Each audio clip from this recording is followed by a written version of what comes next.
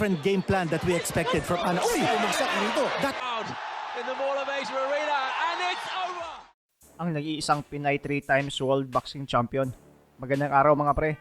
Maayong adlaw po sa mga Bisaya diha. Sa videong ito pag-usapan natin kung gaano ba talaga kagaling at kung ano na nangyari sa karera ni ANA Julaton, ang nag-iisang Pinoy World Boxing Champion.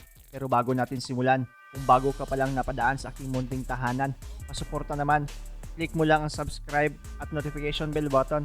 Palike na rin ang video para lagi kang updated sa mga bago kong uploads. ANA Julaton, isang purong dugong Pinay na ipinanganak noong July 5, 1980 sa California.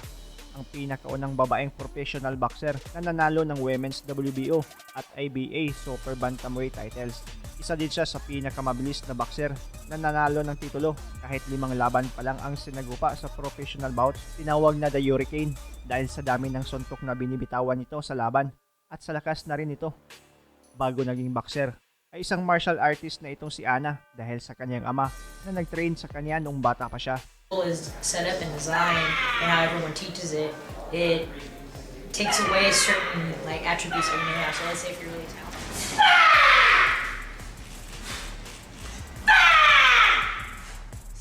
2004, sa edad na 24, ay pinasok na niya ang pro-amateur boxing at nanalo siya ng silver sa San Francisco Golden Gloves.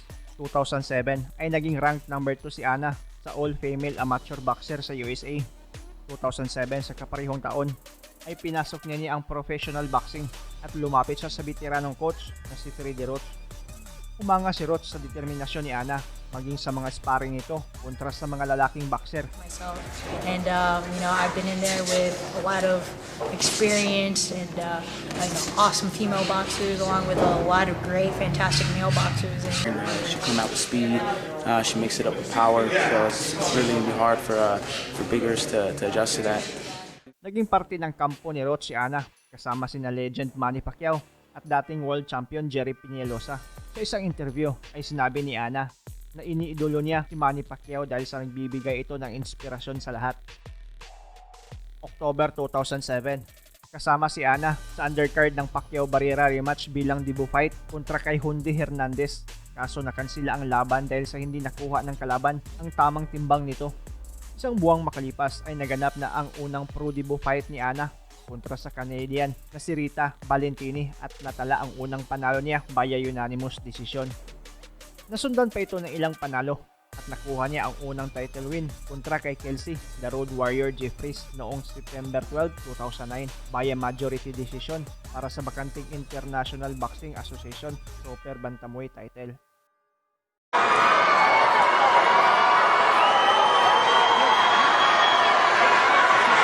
We have 10 seconds to go in this IBA World Championship bout.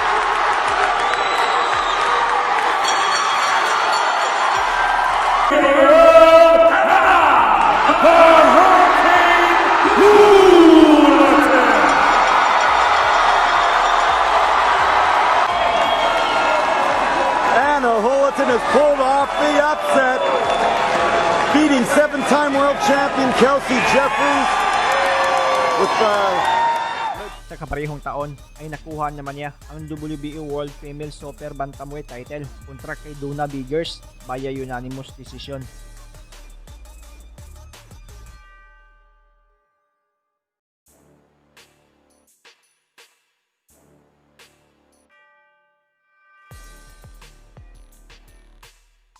Dahil sa dalawang titulong hawak-hawak niya ay mas nakilala pa siya sa larangan ng boxing. Pero taong 2010, para sana sa WBA World Female Super Bantamweight title ay natalo siya via unanimous decision kontra kay Lisa Brown. The female super bantamweight title, a vacant title being fought for here, and again Julaton gets tagged with a and look at ANA Julaton. She knew it. Matapos ang pagkatalo ay nagtala naman siya ng 4 na sunod-sunod na panalo bago niya ulit natikman ang pagkatalo sa kamay ni Jessica Marcos via unanimous decision at nakuha ng kalabang Argentinian ang WBO niyang titulo. ANA JULATON. por decisión unánime. Sa huling 7 laban ni Ana sa boxing ay nagtala siya ng 4 wins, 1 loss at 2 tabla. Sa kabuuan ay may kartada si Ana na 14 wins, 4 losses at 3 draws. There are going to be times where you feel strong and times when you feel, not so strong. And it's all up to, as long as you're a champion, you're able to go through. Huling laban niya sa boxing ay noong March 25, 2017 kontra kay Maria Jose Nunez na ginanap sa Mexico na draw ang naging resulta. Taong 2014 pala mga pre ay pumirma ng kontrata itong si Ana sa One Championship para lumaban sa Women's Mixed Martial Arts. Black belter si Ana sa Ukpo at black belter din sa Taekwondo. Pro debut niya sa Professional Mixed Martial Arts ay noong May 2, 2014 kontra kay Aya Said Sever na tinalo niya via 3rd round TKO. Category.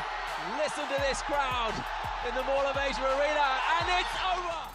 December 5, 2014 ay tinalo naman niya si Wala Abbas na ang laban ay ginanap sa Mall of Asia Arena.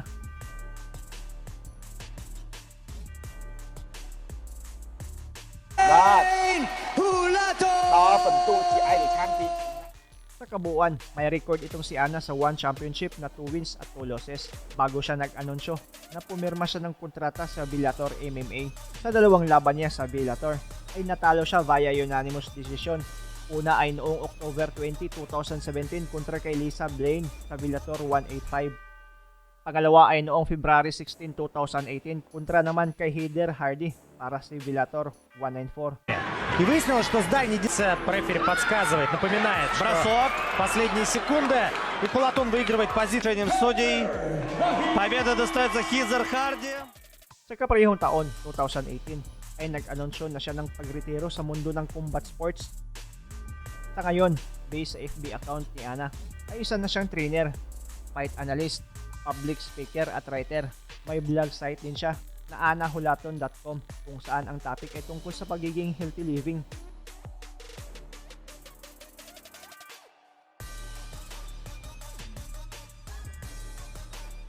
Kansas City, Missouri. Ladies and gentlemen, the WBO #1 contender, Francesca Alcantara. The reigning WBO champion. Ladies and gentlemen, Ana the Hurricane Julaton. Let's touch gloves. Come out the door. Ladies and gentlemen, welcome to the Bay. Definitely not shy right here in the opening frame of this first round. Letting their hands go, trying to find their distance. Alcantara digging to the body.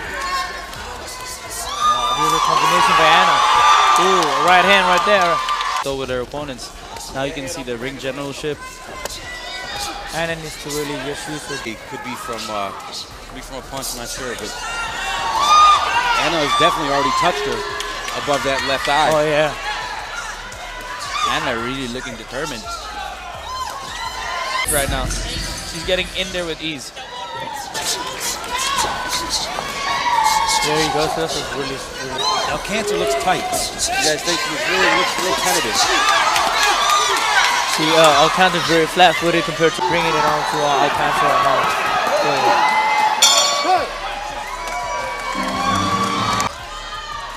And as this fight keeps going on, I think they'll just favor Ana. Champion doing a really good job of cutting the ring off as well. The promoter, Alan Tremblay, and Ryan Sports Management.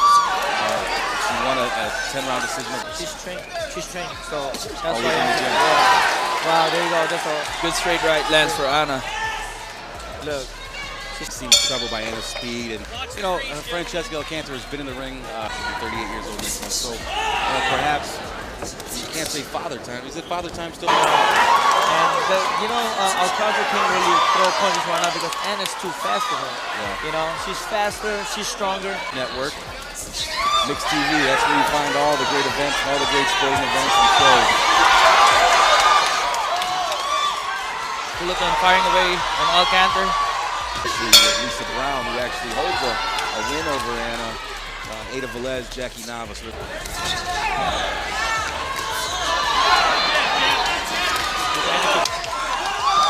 And she's flinching. You're right, Glenn. I think this is going to be over soon.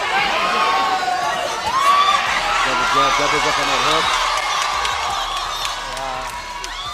Now, Alcantara's great to see, especially to see promoters giving people more bang for their buck. Like, in her first world title challenge, and the improvement in her that I've seen is just remarkable. She continues to get. Absolutely. It seems like every fight with Ana, she just keeps getting better and better. And people sometimes forget that this is only Ana's 11th pro fight, and she's already a 3-time world champion. And there you go. A left hook hurts Alcantara. But the difference with Ana is with all of that amateur experience, you know, she doesn't. That straight right punch doing a lot of damage over there. It's showing on all kind of points. It's a nice right hand. I don't think it really did anything, but you know, she gets the lucky punch right now. Right. She probably knows. Yeah, right there. That's another right there. Yep, she's had. We're challenging for a world title. Don't go undecided. Absolutely. Joined by former boxing champion Glenn Donaire and the man, the myth, the legend himself, D-Source. I don't know about that. Look at Francesca Alcantara's face when that's bleeding. That's all she has to do, keep up the in and out. And, very impressed with her movement, her technique, and the way she changes levels. Very, very impressive. It's the 9th round right now, and here goes the bell. Does Angelo have the beard in the corner? No, doesn't.